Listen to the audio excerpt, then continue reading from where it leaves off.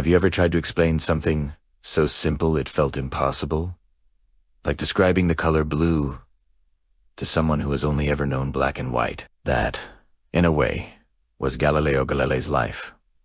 Worked not because the truth was hidden, but because everyone had memorized the map of the world so carefully that no one dared to look up and check if the stars still agreed with it. Close your eyes now, and let your breath settle like dust in a sunlit study. Imagine the scent of old paper, beeswax, and iron ink drying slowly on parchment. The air is cool, drawn in through stone windows that overlook the hills of Tuscany, where olive groves shimmer silver under the late afternoon light. Somewhere nearby, a bell tolls not urgently, but with the patient rhythm of time itself, passing through monastery walls and village squares alike. You are not in a temple of science, nor a palace of power, but in a quiet room where one man sat, night after night, with a long tube of glass and wood resting on the edge of his desk, pointing upward like a question no one had yet learned how to ask properly. This is not the story of a revolution shouted from rooftops, but of a revolution whispered into the dark of a telescope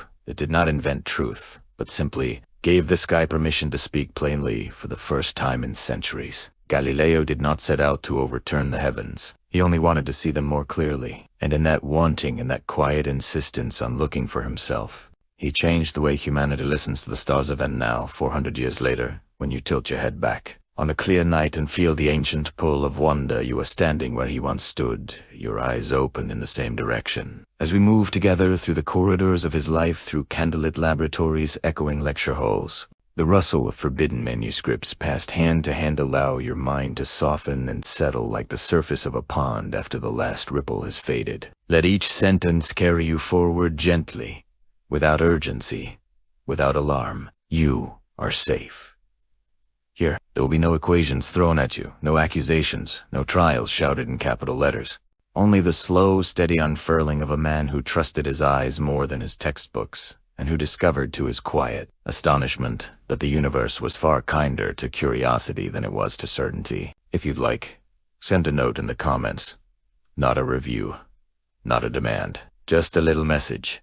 Tell me where in the world you are listening from tonight, or what constellation you can see above your window. I read every one of them not as statistics, but as fellow travelers resting beneath the same sky Galileo once mapped with trembling hands and a heart full of awe. And if this journey brings you even a moment of stillness, consider following the channel, because history, at its best, is not a lesson to be memorized, but a lullaby to be remembered. The night we are about to enter is not loud. It does not thunder with cannons or blaze with fire. Instead, it hums the low, steady hum of a turning lens, the soft scrape of a quill across paper, the distant echo of a father teaching his daughter how to count the moons of Jupiter by lamplight. Outside, the world still believes the sun circles the earth, not because it is foolish, but because it has grown comfortable with the shape of its own shadow. And inside this room, beneath a roof open to the stars, a man prepares to hold up a mirror, not to himself, but to the sky and ask,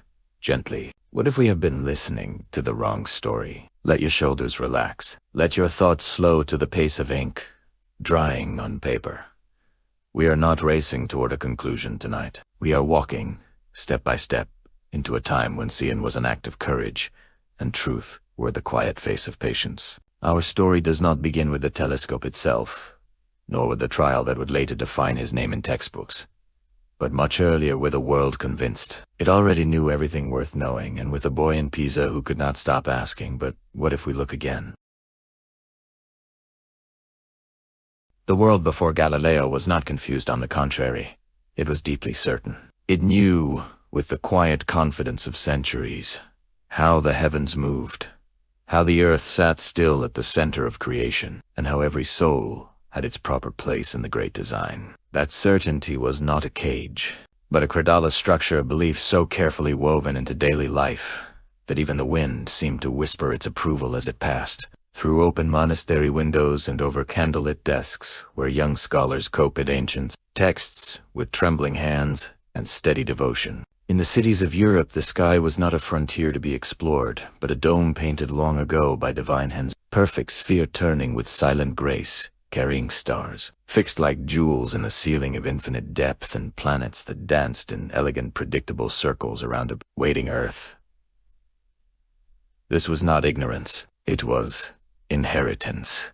It was the wisdom of Aristotle, refined by Ptolemy, blessed by the Church, and whispered into the ears of every child who learned to read by tracing the curve of a celestial sphere in a leather-bound atlas. To question it would have been like questioning why the sun rose in the east, not out of fear, but out of respect for a truth that had held the world together for longer than memory could reach. Walk with me now, through a street in Florence near dusk, where the golden light settles on cobblestones worn smooth by generations of footsteps. The air carries the scent of baking bread, warm wax from votive candles flickering in the church doorway, and the faint tang of ink drying in the scriptorium upstairs. A priest passes by, nodding gently to a mother who lifts her child just high enough to see the sundial mounted on the wall. The same sundial that has told the hour for over 200 years, its shadow moving in faithful accordance with the heavens above. Nearby, in a quiet courtyard, a tutor sits with 2 boys under a fig tree, pointing to a diagram drawn in the dust.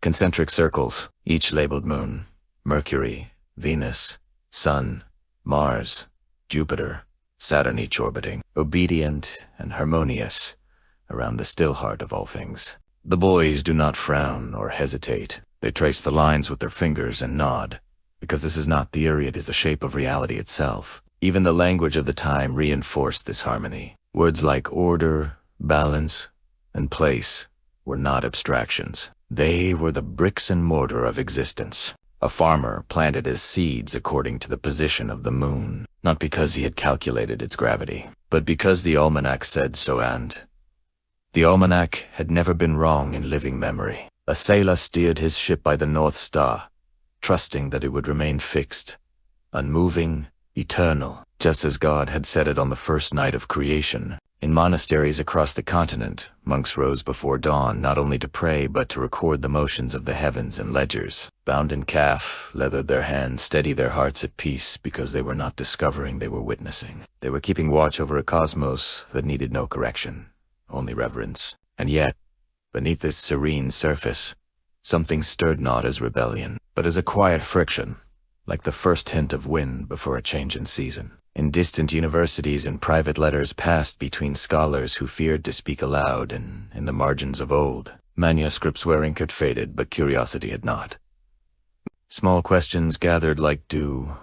Why does Mars sometimes loop backward in its path? Why do the planets not move with perfect circular grace, but with a subtle, uneven wobble? These were not challenges. They were whisper-soft, almost apologetic, spoken more to the stars than to other men. For now, they were folded into the greater harmony, like a single out-of-tune string on a lute that no one yet dared to retune. The world was not waiting for Galileo. It did not sense his coming. It was simply living, breathing, believing, its feet planted firmly on the earth, its eyes lifted gratefully to a sky that had promised, for over 1,000 years, to remain exactly as it was. And in that stillness, in that beautiful, unshaken confidence, lay the full weight of the known world, a kind of weight that does not crush, but comforts, like a heavy blanket on a cold night. Galileo would not tear that blanket away. He would only lift one corner, ever so slightly, and whisper, "Look there, there's more beneath it than we thought."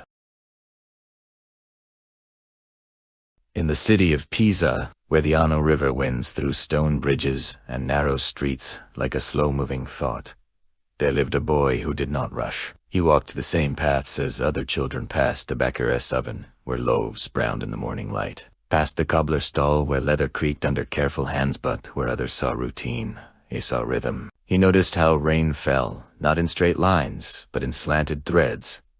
When the wind rose, how the flame of a candle leaned before the door even opened. Pendulum of the cathedral lamp set swinging by a careless hand returned again and again to the same arc, as if time itself had a favored pace and refused to be hurried. This was not genius in its infancy, it was attention, practiced like a quiet prayer. Galileo Galilei was born into a world that honored reason, but only when it walked in step with tradition. His father, Vincenzo, was a musician and theorist, revolutionary, but a man who believed that truth could be tested, even in harmony. Intero music was not only beauty, it was mathematics made audible. Young Galileo learned early that a string half the length of another did not merely sound higher, it sang an octave, as if the universe had built its own tuning fork into the fabric of things. He watched his father press a finger to a lute string and listen, not just with his ears, but with his whole body, head tilted, breath suspended, as though the note were a sentence still waiting to finish. That posture leaning in, the stillness before understanding would become Galileo's own. He was not a solitary child, nor a brooding one. He laughed with his siblings in the courtyard, climbed the fig trees behind the house, and traded small jokes with the apprentices. At the apothecary down the lane once, he pretended to read the stars in a spilled cup of wine, tracing constellations in the dregs, while the others groaned and threw crusts of bread at him. That was the first telescope he ever used. Imagination, guided by affection. But when the laughter faded and the light softened into evening, he would often linger on the roof, lying on his back with his hands folded over his chest, watching the sky turn from gold to indigo to black, not searching for omens, not counting angels, but simply letting the scale of it settle over him like a cool cloth on a fevered brow. He did not feel small beneath the stars. He felt addressed.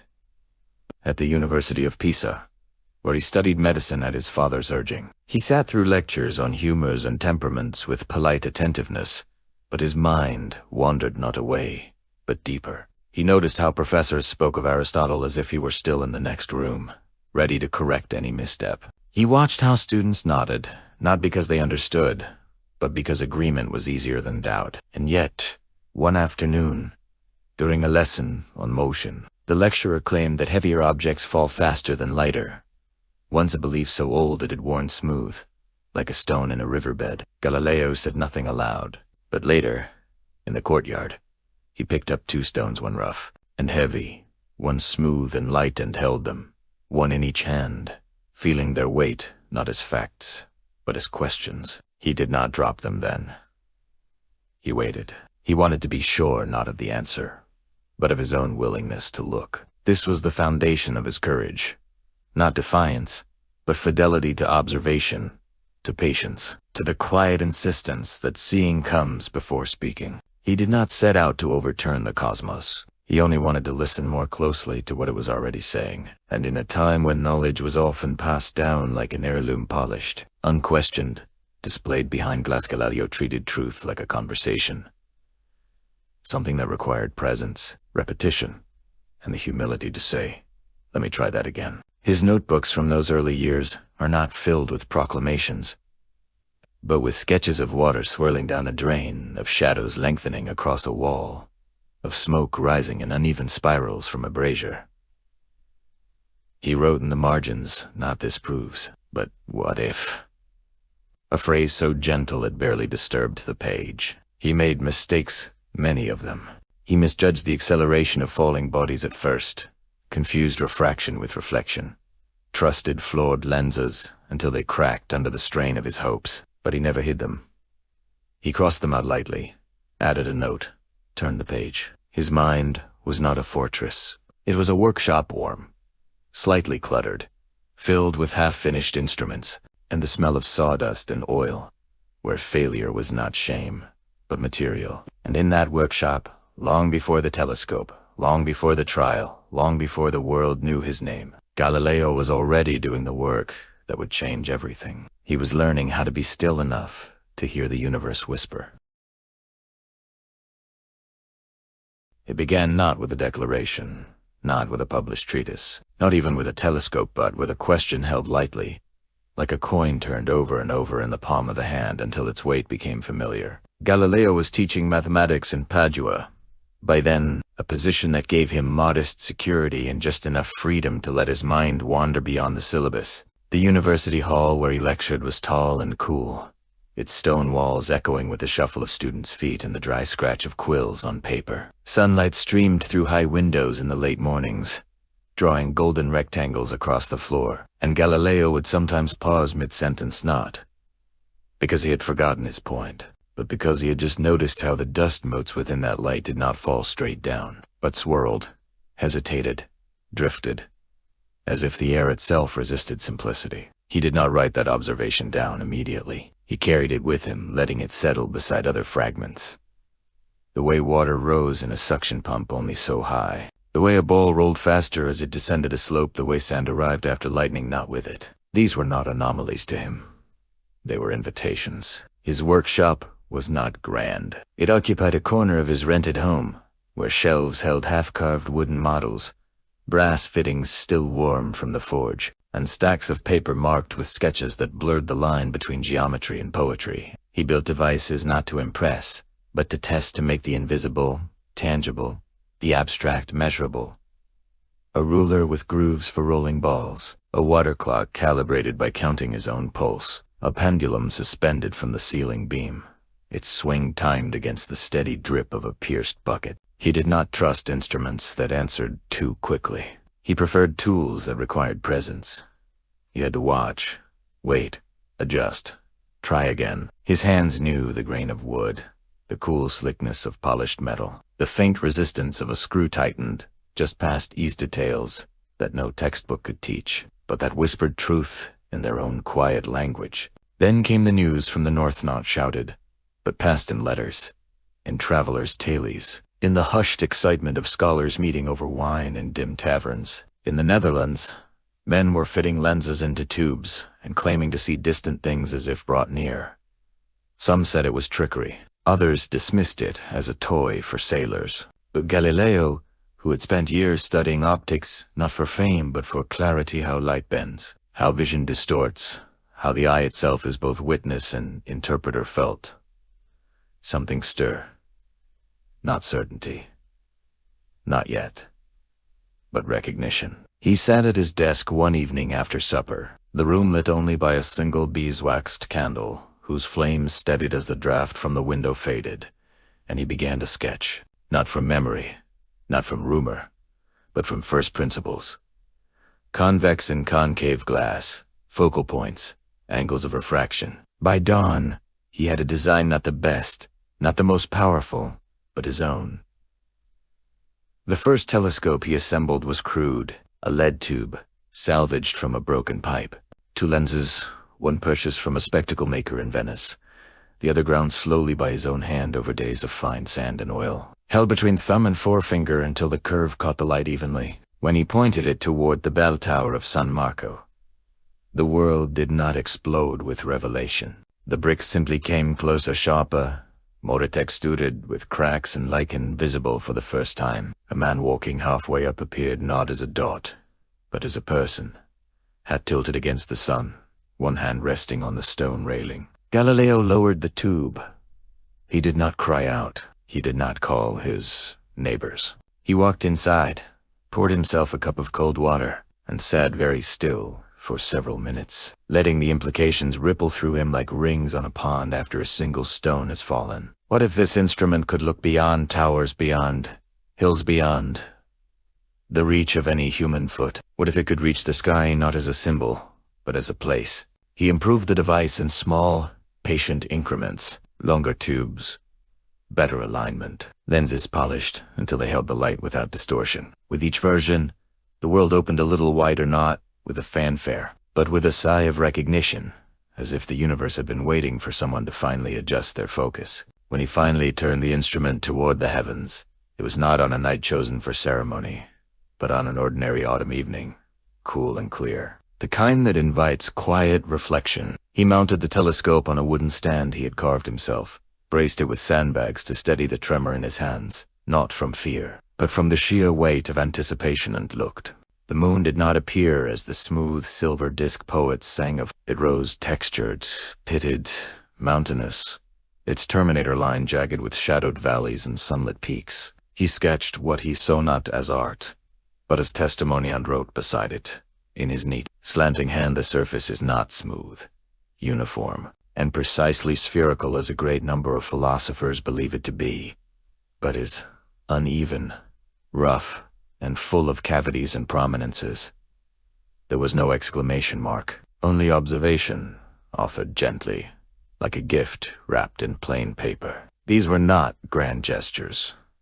There were daily choices to stay up past midnight, to send another lens, to recheck a measurement, to resist the urge to announce before he was sure. Each step forward was small, almost invisible to those around him. But like water seeping into stone, they were changing the shape of what was possible. Galileo was not building a revolution. He was building a new way of looking, and in doing so, he was teaching the world how to see again, one careful glance at a time.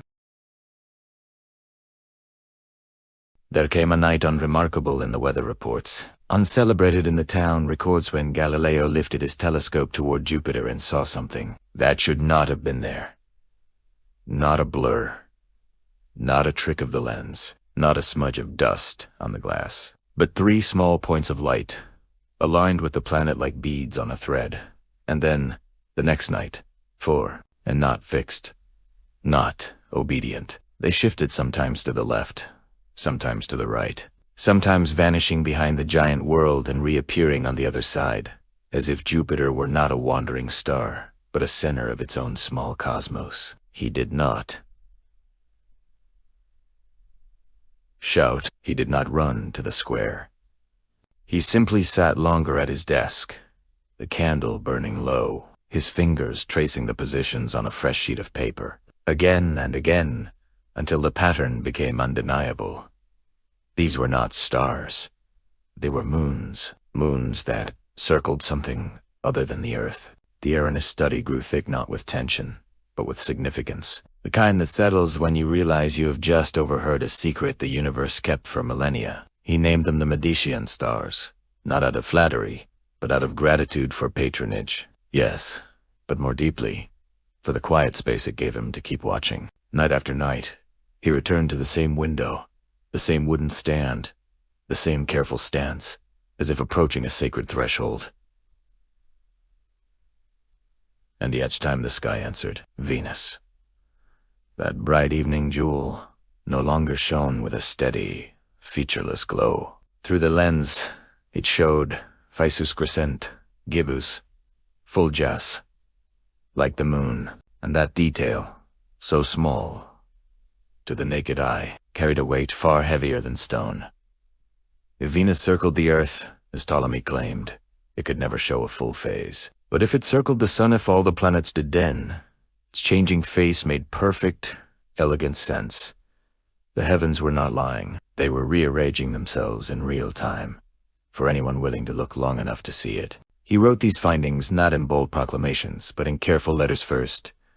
2 trusted friends, then 2 scholars across Italy, each copy sealed with wax and delivered by couriers who did not know they carried not news, but quiet earthquakes. In Florence, a young astronomer read Galileo's description of Jupiter's companions and stepped outside his own observatory, built a similar device in haste, and stood shivering in the pre-dawn chill until he saw them 2 for tiny lights steadfast in their dance, and then sat down on the stone steps and wept, not from sorrow, but from the sheer relief of no longer being alone in what he had seen. In Padua, a theology student tucked the letter inside his copy of Aquinas and reread the passages on divine order, his finger pausing over phrases about the immutability of the heavens, wondering whether God's design might include movement so subtle it had taken 1,000 years to notice. The world did not shatter. It simply shifted, like a painting hung slightly crooked for decades, and then just once seen from a new angle, revealing the true line of the horizon beneath. In the marketplace, life continued as before. Merchants weighed olives, children chased pigeons, priests blessed loaves for Sunday. But in a handful of studies, in monasteries with clear southern views, in the homes of instrument makers who began grinding new lenses with unusual care, a different kind of work began, not of rejection, but of reconciliation. How could Aristotle's wisdom and Galileo's moons coexist? Was it possible to love the old stories and still welcome the new ones? These were not questions shouted in debate halls. They were murmured over wine, scribbled in margins, carried silently in the chest, like a second heartbeat. Even the stars themselves seemed to lean in. On clear winter nights, when the air was so still it felt glassed over, the Milky Way no longer appeared as a soft, luminous smear, but as a river of countless distinct points, each one a sun, perhaps with its own unseen worlds. Galileo sketched this not as proof, but his invitation. Look, the drawing seemed to say. Just look. And slowly, hesitantly, others did. A noble woman in Venice borrowed a telescope from her brother, draped a shawl over her nightgown, and stood on her balcony until her feet grew cold, watching Saturn's strange, flattened shape like ears. She wrote in her journal and wondering whether beauty required symmetry, or whether mystery was its own kind of perfection. A ship's navigator, preparing for a spring voyage, began charting Jupiter's moons not for doctrine, but for practicality. If these bodies kept time so reliably, might they one day help sailors find longitude at sea? The implications were not political yet. They were intimate. They belonged to the quiet space between observation and understanding, the space where belief is not overturned, but gently asked to make room. Galileo did not claim to have discovered truth. He claimed only to have removed a veil and been taught. He did with humility. He knew the danger was not in seeing, but in being seen seeing. So he moved slowly. He published his Starry Messenger not as a manifesto, but as a report modest in tone, rich in detail, illustrated with his own delicate drawings, as if handing the reader a key and saying, "You may try the lock yourself." And many did. Not all believed. Some dismissed the moons as optical illusions, the phases as lens defects, but others, quiet, thoughtful, careful, looked again, and found that the sky no longer whispered the same old story. It spoke now in a different rhythm, one that did not deny the past, but asked it to step aside, just enough to let something new be born. The first resistance did not arrive with trumpets or edicts. It came in the form of a pause. A hesitation in a handshake, a letter that arrived sealed with an extra layer of wax, a dinner invitation that never came. In the salons of Florence and the lecture halls of Rome, Galileo's name began to echo differently, not as a scholar to be consulted, but as a presence to be managed. Conversations about his observations still took place, but now they carried a new undertone, like the low hum of a string slightly out of tune, polite, measured, careful not to rise too high. A Dominican friar, once a cordial guest at Galileo's table, now crossed the street rather than meet his eye. A cardinal who had once praised his mathematical clarity now spoke of him in the third person. Even when Galileo was in the same room, one must admire his skill, though one must also consider the harmony of doctrine. The words were not hostile. They were heavier than hostility.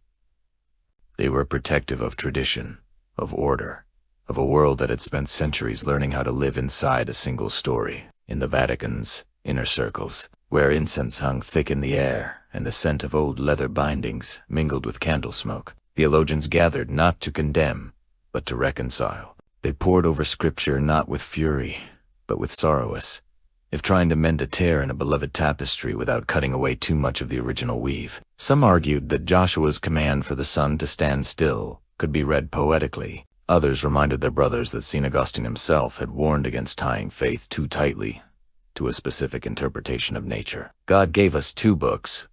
He had written Scripture and the world. If they seem to contradict, it is we who have misread one of them.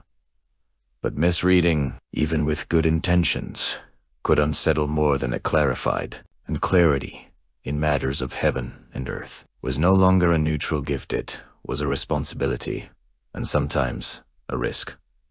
Galileo, for his part, did not retreat, nor did he charge forward. He moved with the grace of a man walking a narrow ridge, aware of the drop on either side, placing each foot with deliberation. He wrote letters, not in defiance, but in devotion. To the Grand Duchess Christine, he spoke not of rebellion, but of reverence. The intention of the Holy Spirit is to teach us how one goes to heaven, not how heaven goes. He attended church every Sunday, knelt as the others did, sang the same hymns, and afterward walked home with his head bowed, not in submission, but in thought. He knew the danger was not in seeing the truth, but in making others feel they had to choose between what they believed and what they saw. And so he chose his words as carefully as he ground his lenses, to correct without condescension, to illuminate without blinding. Even among his friends, tension gathered like dew quiet, inevitable, impossible to ignore. A fellow mathematician, after a long evening discussing Jupiter's moons, placed a hand on Galileo's arm and said softly, "You have given us eyes we did not ask for. Do not be surprised if some prefer to keep them closed." A Jesuit astronomer, who had verified Galileo's findings with his own telescope, published nothing, but sent a single line in a private note. "I see what you see. I pray for the wisdom to speak of it in time." These were not betrayals. They were human responses to a truth that arrived too soon for comfort. Faith and reason were not enemies, but, like two rivers meeting, their confluence required new banks, new depth, and time to settle. In the palace corridors of the Medici, where frescoed ceilings depicted gods and heroes in eternal motion, courtiers began to speak of Galileo in coded terms. The man with the tube, the stargazer, the one who listens to the sky. Some admired him openly, commissioning small telescopes as fashionable curiosities, pointing them at the moon during evening garden parties while servants passed trays of candied figs and almond wine. Others exchanged glances when his name arose over dessert, their smiles tight, their forks lingering a moment too long in the air. Power does not always speak in decrees. Sometimes it speaks in silence, in the space between what is said and what is left unsaid, in the weight of a withheld endorsement, in the coolness of a gaze that once held warmth. And Galileo. He returned each night to his study, lit his lamp, opened his notebook, and wrote not faster, not louder, but clearer. He knew that ideas, like seeds, do not demand thunder to grow. They ask only for soil, for time, and for the quiet courage of those willing to tend them in the dark. It was not a night of storms or omens Jewist and ordinary. December evening in Padua, the year 1610, when the cold had settled deep into the stones, and the last embers in the hearth glowed like distant stars waiting to be named. Galileo sat alone in his study, as he often did after his daughters had gone to bed, and the household sounds had softened into silence. But this time, something was different, not in the room, but in him. The air was still. The candle burned low. His hands rested on the open pages of a notebook, fingers tracing the edge of a sketch.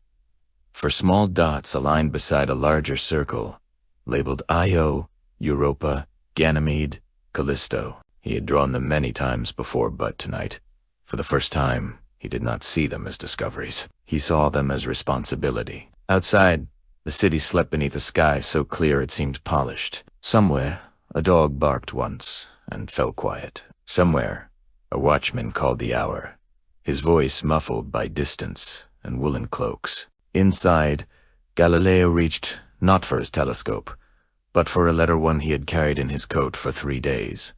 Unopened, it was from a former student, now a canon in Rome, a man of gentle faith and sharper intellect, who had written not to accuse, but to warn. "They're listening, maestro, not with anger yet, but with fear. And fear, once named, becomes policy." Galileo read it slowly, as if the words were fragile and might tear if turned too quickly. Then he folded it, placed it inside the cover of Copernicus. Ase de Revolutionibus, a book he kept not on display, but on the lower shelf, behind a volume of Euclidean sat back. His breath was even, his pulse steady, but something had shifted. He understood with the quiet certainty of a man who has watched the tide long enough to know when it turns that he was standing at the edge of a choice. He could no longer delay.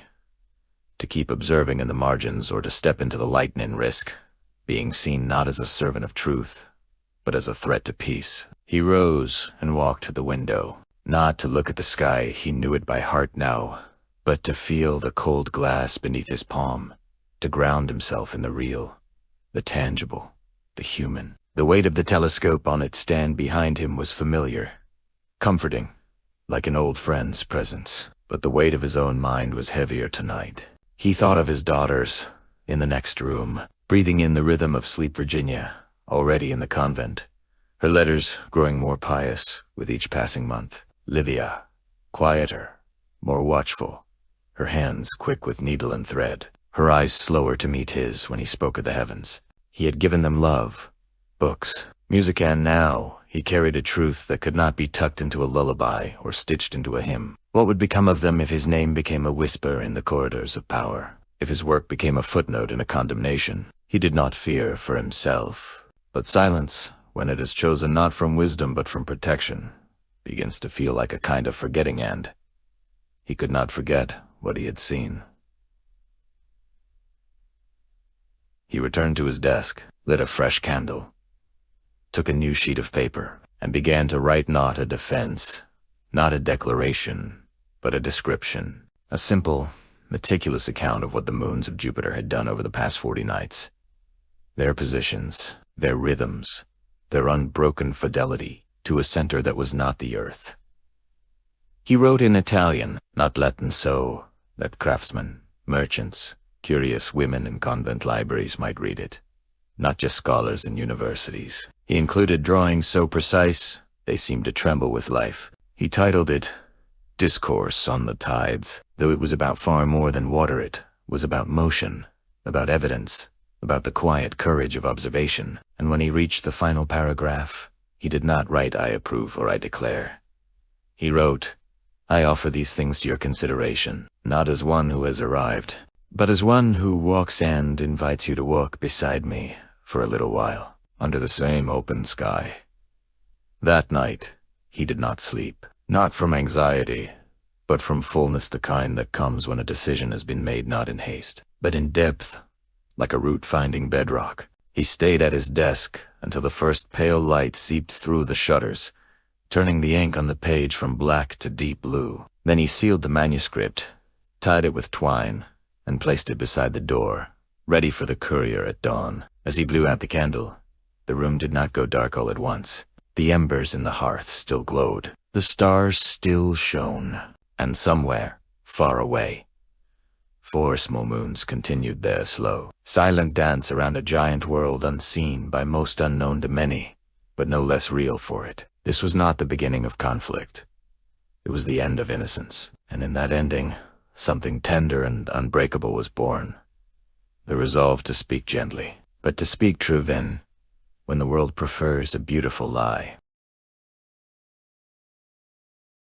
Clarity has a weight, not the sharp edge of a blade, but the deep, slow pressure of water filling a vessel, drop by drop, until the hand that holds it begins to tremble. For Galileo, that weight did not arrive all at once. It gathered in small moments, in the way a colleague's greeting grew shorter in the hesitation before a door was opened, in the silence that followed when he spoke of the heavens at a dinner table once filled with eager questions. He did not lose his position overnight. He did not wake to find himself exiled, but something quieter, more intimate, began to erode the ease of belonging, the unspoken trust that comes when you and the world agree, even silently, on how things are. And when that agreement dissolves, even the familiar becomes foreign. The cobblestones of his street felt harder beneath his feet, the light in his study dimmer, the laughter of his daughters across the courtyard more distant, not because they had changed, but because he now carried a truth that could not be shared without risk. In 1616, the congregation of the Index declared that the idea of a moving earth was foolish and absurd in philosophy, and formally heretical. The decree did not name Galileo. It did not ban his books. It simply asked, not ordered to, abandon completely the Copernican view. Agreed. Not out of fear, but out of love for science, for the church, for the fragile possibility that reason and faith might yet walk side by side if given time. He signed the document with a steady hand. He returned to Florence. He continued to teach, but something had shifted in the air around him, like the change before a storm no one dares to name. Invitations to scholarly gatherings grew fewer. Letters arrived with longer delays. When he walked through the office, the guards still bowed, but their eyes lingered a moment too long on his face, as if checking for signs of unrest. He began to measure time not by the sun or the stars, but by the rhythm of absence, the days between replies. The weeks without a visitor, the months in which his telescope gathered dust, not from neglect but from discretion. The greatest cost was not professional, it was relational. His eldest daughter, Virginia, now Sister Maria Celeste, wrote to him with increasing tenderness, her letters filled with prayers for his health, for his peace, For his obedience each word, a soft plea wrapped in devotion. She sent him candied citrons from the convent garden, mended his shirts with careful stitches, and never once asked him what he had seen through the lens. She protected him with silence, and he protected her with the same. In her quiet way, she understood. Some truths are too heavy for love to carry openly, and so they spoke of fever, remedies, of garden herbs, of the chapel's new altar, cloth.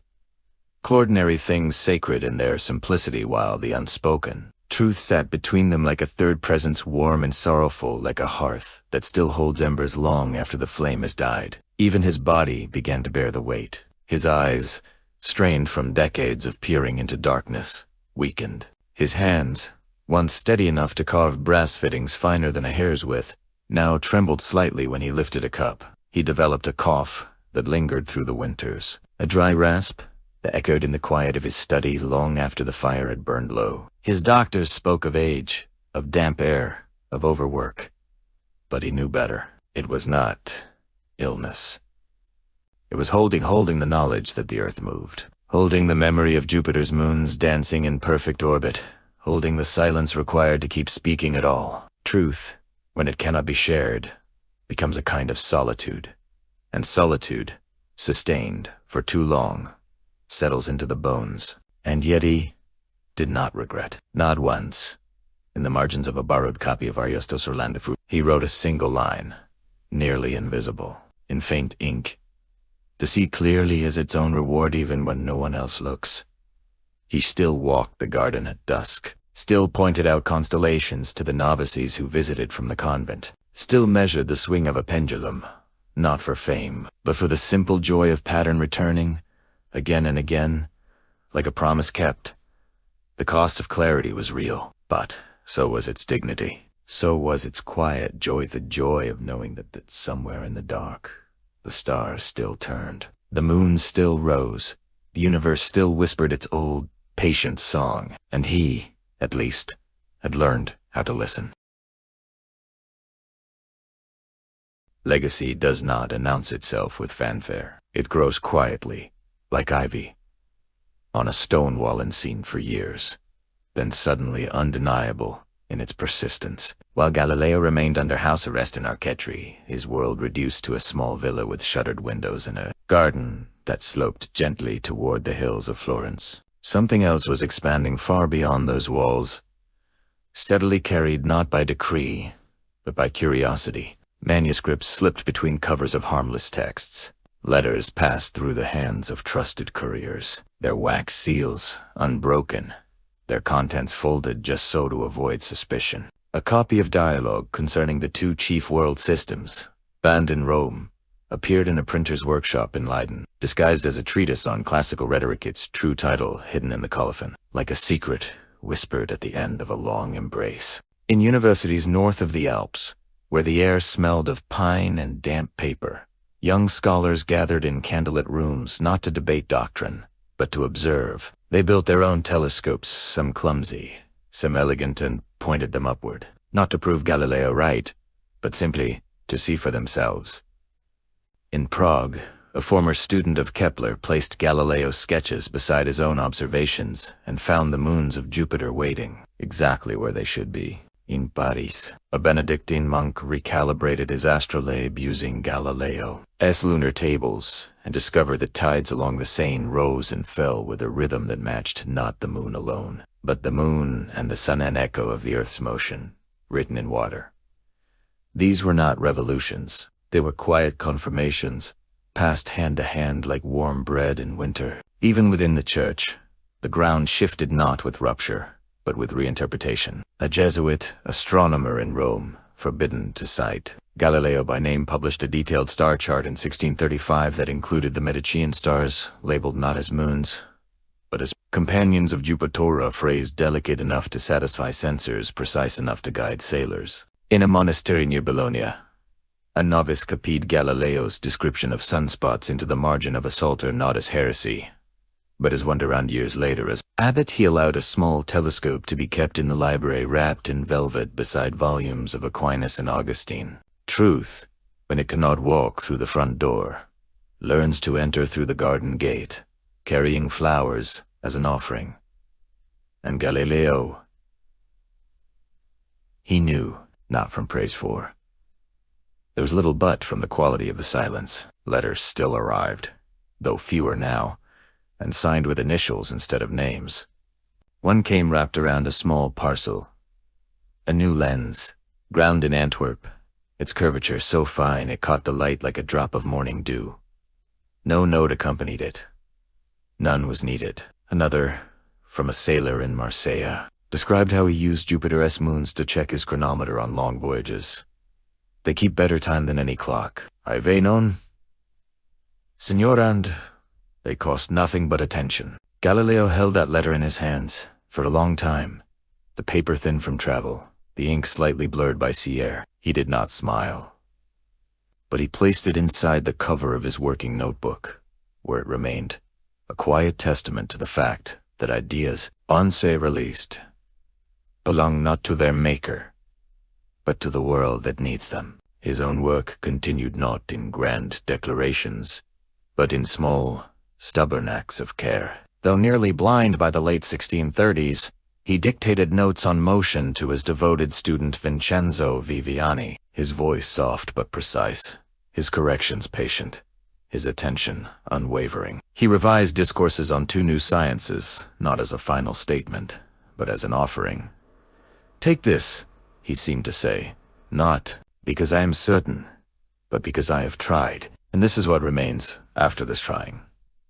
When the book was finally printed in Holland in 1638, smuggled past papal censors in barrels of olive oil, it contained no mention of the heavens, only falling bodies, pendulums, strength of materials, earthly things, humble things, and yet, in its mathematical clarity, in its reverence for observation over authority, the whole cosmos was implied. Legacy is not built in a day. It is built in the space between a question and its answer, between a father teaching his daughter to count the moons of Jupiter by lamplight, between a printer choosing to set one more line of type, between a young woman in a convent reading a forbidden passage and feeling, for the first time, that her mind was not too large for the world, but that the world was simply waiting to grow. Galileo could not see the shape his life would take in the centuries ahead, but he could feel it forming around him, like warmth returning to cold hands, gradual, certain, alive. The legacy was no longer his to hold. It was already in motion, and motion,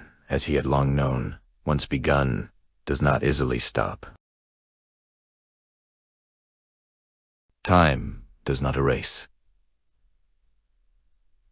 It wraps, like linen around a relic, like ivy around a column, like the slow settling of dust on a closed book. Time gathers around a memory not to bury it, but to preserve it in stillness, until the world is ready to open the cover again. By the time Galileo died in January 1642, a quiet passing on a winter afternoon, his hand resting on the edge of a desk still marked with pencil notations, the storm that had swirled around his name had softened into something gentler. Not approval. Not yet, but curiosity. His burial was modest, in the small cloister of Santa Croce, far from the grand tombs of the Medici, beneath a plain stone with no inscription. There were no processions, no orations, only a few friends, a handful of students, and his devoted Viviani, who stood longest after the others had gone, watching the candlelight flicker against the cold wall, as if trying to memorize the shape of silence itself. But memory, once planted, refuses to stay underground. Within a decade, young astronomers across Europe no longer asked if the Earth moved. They asked how fast, how far, how precisely. Telescopes grew longer, lenses clearer, observatorius taller, all built on the quiet foundation Galileo had laid. The belief that seeing is not arrogance, but reverence. In Paris, the Royal Academy began its nightly skylogs using his method of timed observation. In Oxford, a professor taught planetary motion with drawings copied not from Ptolemy, but from Galileo's own sketches, their moons orbiting in faithful ellipses. Even in Rome, where his dialogue remained on the index, a new generation of Jesuit scientists quietly incorporated his empirical rigor into their own work, citing certain modern observers with a knowing glance and a lowered voice. The world was not rewriting history. It was simply beginning to live inside the truth he had offered damned living. Day after day is the most persuasive argument of all. His daughters were gone by then. Sister Maria Celeste had died in 1634. Her letters, bundled and tied with faded ribbon, kept in Galileo's drawer like sacred fragments. Livia had followed soon after, her life quieter, her grief deeper, her hands stilled forever over the embroidery she had loved. But their presence lingered in the wake. Viviani spoke of Galileo's patience in the way he hummed the same melodies Galileo had sung to them as children. In the small garden he tended at the villa in Arcetri, where he planted white roses, because Virginia had once said they smelled like peace. Memory is not only in monuments, it is in gestures repeated without thought. A cup placed just so on the desk, a window open to catch the evening breeze, a pause before speaking, as if listening for an answer that may yet come. Years passed. Decades.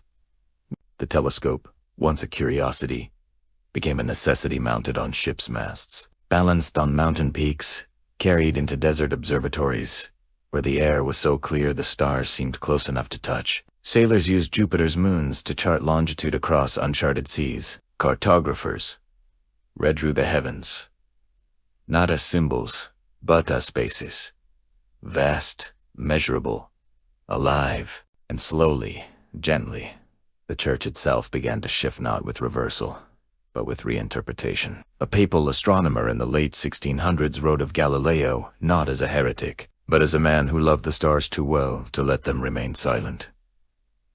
By 1718, his works were no longer forbidden, only cautioned, like strong wine offered to the unaccustomed. And in 1757, the ban on heliocentric books was quietly lifted, not with fanfare, but with a single line and an updated index, as if the tide had simply turned, and no one needed to announce it anymore. Yet the most tender echoes were not in decrees or instruments, but in the ordinary. A mother in Naples pointing to the evening sky and saying to her son, "Look, there's Jupiter." And if you had a good lens, you'd see his little companions dancing around him.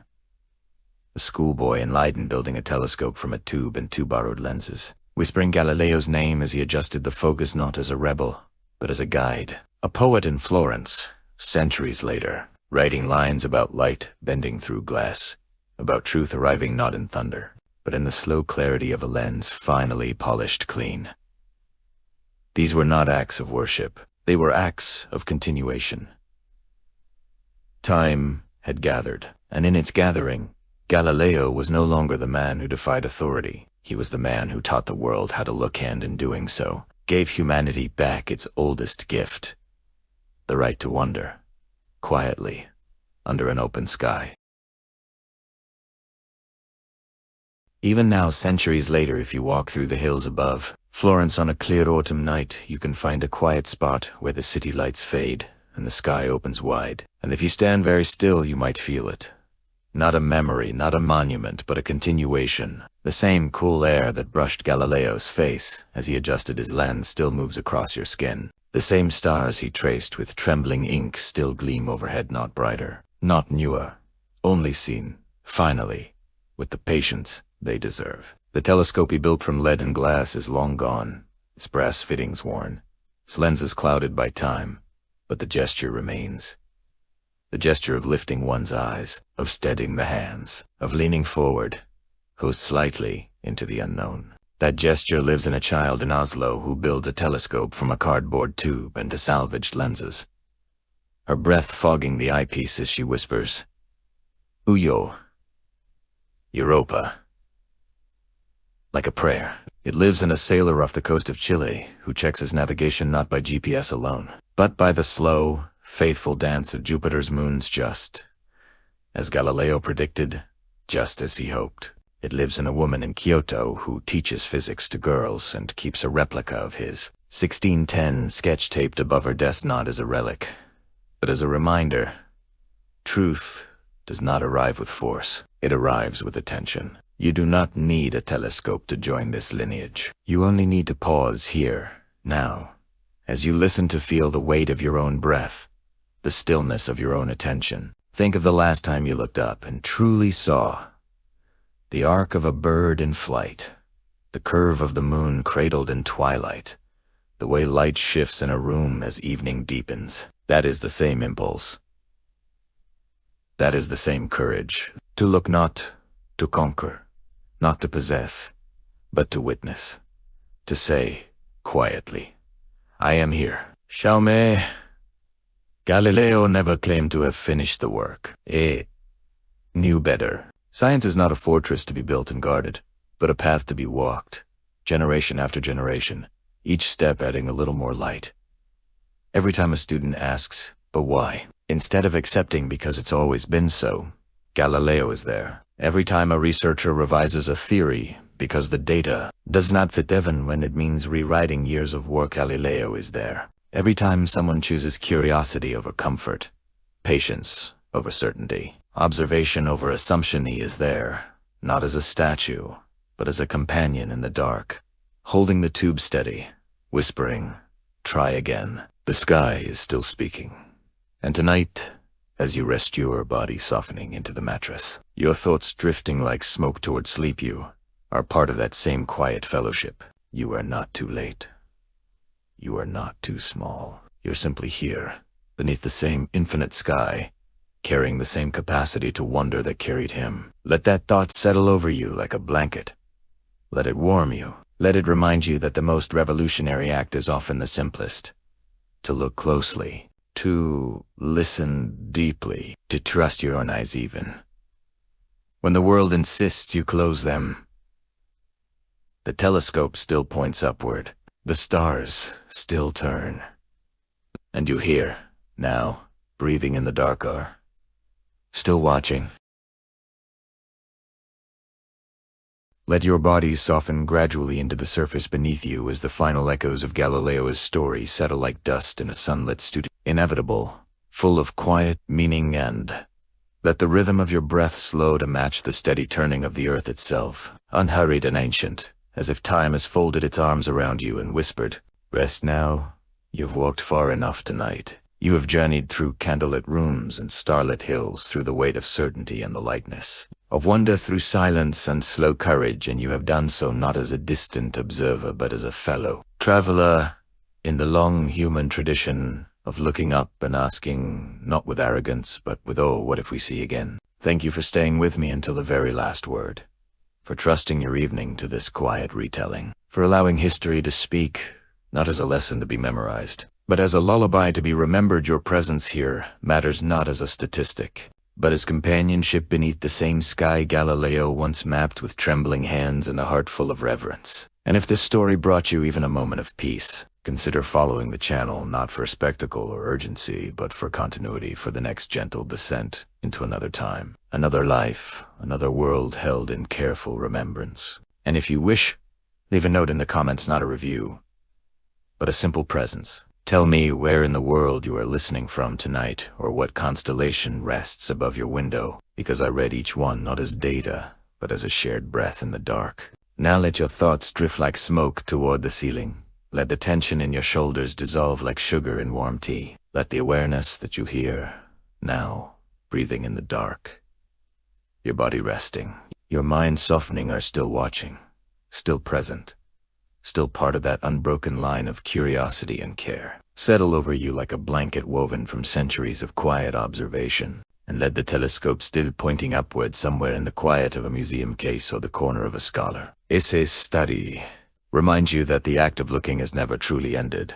and let the stars turning with their ancient unhurried grace reassure you that time itself is not a force to be feared but a rhythm to be joined. So let go, not all at once but gradually, as a river surrenders to the sea, and let the sky hold you now, not as a distant vault of light, but as a companion, vast and tender, wrapping you in its depth as the centuries fold gently around you like the pages of a well-loved book closing at last, each chapter complete, each word honored, each silence given its due weight. And when you wake, may you carry not a fact to recite, but a feeling to live by, the quiet, unshakable certainty that clarity, when offered with patience, with humility, with love, is always worth the cost, always worth the wait, always worth the stillness required to see it arrive. So sleep well, rest deeply, and know that somewhere in the soft hum of the universe, the next story is already waiting for you to return and listen again.